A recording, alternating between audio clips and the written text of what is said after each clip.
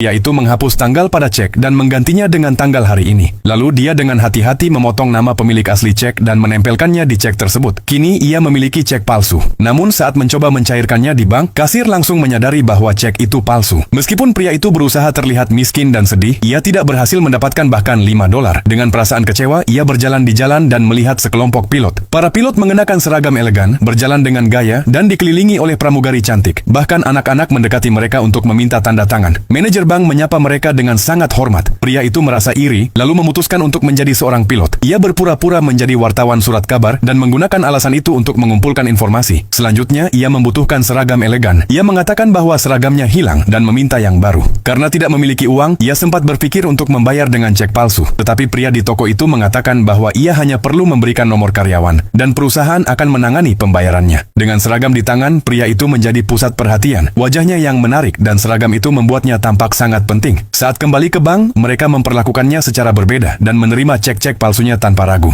Hanya dengan mengenakan seragam itu, ia menggunakan cek palsu untuk menginap di hotel mewah. Kemudian ia mengambil pesawat mainan, merendamnya dalam air, dengan hati-hati mengelupas logo maskapai dan menempelkannya di cek-cek palsu. Setelah itu, ia menekannya dengan sebuah buku. Segera bak mandinya penuh dengan pesawat dan ia terus membuat lebih banyak cek palsu. Ia mulai terbang secara gratis, bahkan duduk di kokpit seolah-olah ia adalah seorang karyawan. Ia terbang lebih dari 3 juta kilometer tanpa membayar sepeser pun dan tanpa membuat satu kesalahan pun. Untuk membuat cek-cek palsunya tampak lebih meyakinkan, ia memotret mesin cetak tua milik bank. Namun karena terlalu banyak cek palsu beredar, polisi mulai menyelidiki. Mereka memutuskan untuk menangkapnya. Tetapi saat mereka membuka pintu, tidak ada siapapun di sana. Mereka berteriak agar ia keluar dari kamar mandi. Pria itu keluar dengan tenang. "Nama saya Alan Barry Allen dari Dinas Rahasia Amerika Serikat," katanya. Pria itu mencoba melompat dari jendela. "Rekan saya sudah menangkapnya," tambahnya. Polisi tidak mempercayainya dan meminta identitasnya. Tanpa ragu, pria itu menyerahkan dompetnya. Tepat saat petugas hendak memeriksanya, pria itu mengajaknya ke jendela dan menunjuk keluar, mengatakan bahwa rekannya sedang membawa penjahat itu pergi. Itu adalah aksi yang sempurna. Pria itu menghela napas lega dan bahkan memeriksa identitas petugas tersebut. Kemudian saat petugas sedang lengah, ia mengemasi mesin cetak dan berjalan menuju pintu. Tiba-tiba petugas itu memanggilnya. Pria itu berbalik dengan gugup. "Sudahlah, kamu simpan saja untukku. Aku percaya padamu," kata petugas itu.